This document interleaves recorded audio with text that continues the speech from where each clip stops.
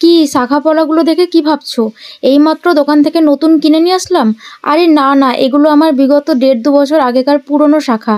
তো এগুলো আমি কিভাবে নতুন ঝকঝকে পরিষ্কার করি তারই একটি ছোট্ট টিপস তোমাদের সঙ্গে আজকে আমি শেয়ার করলাম। আশা করি ভিডিওটা দেখো, তোমাদের কাজে লাগতে পারে। হ্যালো এভরিওয়ান, কেমন আছো সবাই? আমার নতুন একটি ভিডিওতে তোমাদের অনেক অনেক ওয়েলকাম। তো অনেক রকমের ভিডিও তোমাদের সঙ্গে আমি শেয়ার করি। তো আজকে ভাবলাম আমি আমার নিজের হাতের শাখাগুলো একটু পরিষ্কার করব। এই যে আমার শাখাগুলো যে চড়া চড়া শাখা, সেই শাখা আজকে পরিষ্কার করব। তো কিভাবে আমি পরিষ্কার করি সেটাই তোমাদের সঙ্গে ভাবলাম আজকে শেয়ার করি। তো ছোট্ট একটা টিপস, আশা করি তোমাদের কাজে লাগবে। আর এই যে দেখো, শাখাগুলো খোলার পরে আমার হাতগুলোর কি অবস্থা, একদম খালি খালি লাগছে। তো দুটো পলা পড়েছি, আর মোটা পলাগুলো পরিষ্কার করবো শাখার সঙ্গে। তো দেখতে থাকো আমি কিভাবে পরিষ্কার করি। তো এই শাখাগুলো পরিষ্কার করার জন্য আমার আহামরি কোনো কিছু প্রয়োজন হবে না।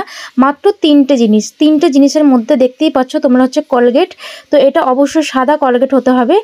আর নিয়েছি এখানে খাবার সোডা, আর নিয়েছি উষ্ণ গরম জল।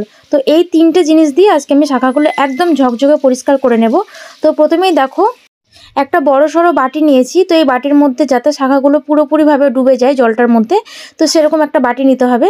তো এই গরম জলটার মধ্যে এবার দিয়ে দেবো আমি সাদা রঙের কলগেট। তো অবশ্যই সাদা রঙের কলগেটটা দিও। তো সাদা কলগেট ছিল না আমার ঘরে, তো আমি কিনে নিয়ে এসেছি ছোট্ট একটা।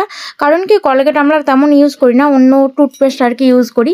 তো কলগেটটার মধ্যে দিয়ে দিলাম, এবার দিয়ে দিলাম বেশ খানিকটা খাবার সোডা। এরপরে এই জলটার সঙ্গে চামচ দিয়ে একটুখানি মিশিয়ে নেব।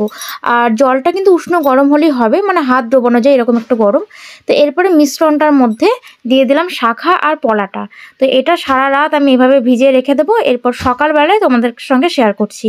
তো এই যে দেখো, সকালবেলায় হয়ে গেছে। তো সকালেও এখন দেখো একদম মানে নোংরাগুলো একদম ভিজে পরিষ্কার, মানে একদম ভিজে গেছে আর কি। এরপরে একটা ব্রাশ দিয়ে, খুব বেশি চেপাচেপি করার দরকার নেই, একটু আলতো হাতে মানে ব্রাশ করলেই হয়ে যাবে। তো খুব বেশিক্ষণ সময় লাগে না, আমার টোটালি হয়তো 10 মিনিট সময় লেগেছে সবগুলো পরিষ্কার করতে, দুটো শাখা দুটো পলা। তো এই যে দেখো, খুব সুন্দর করে মানে একটুখানি ঘষে নিচ্ছি। এরপরে সাদা জলে ধুয়ে নিলেই একদম পুরোপুরিভাবে রেডি।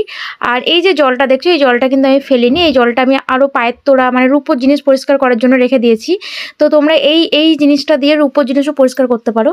তো তারপরে যে দেখো, পরিষ্কার করার পরে শাখাগুলো কত সুন্দর পরিষ্কার হয়ে গেছে। খাজে কোনো খাজে একটুও নোংরা নেই। তো ভিডিওটা কেমন লাগলো অবশ্যই জানাবে, ভালো লাগলে লাইক কমেন্ট শেয়ার করবে। টাটা।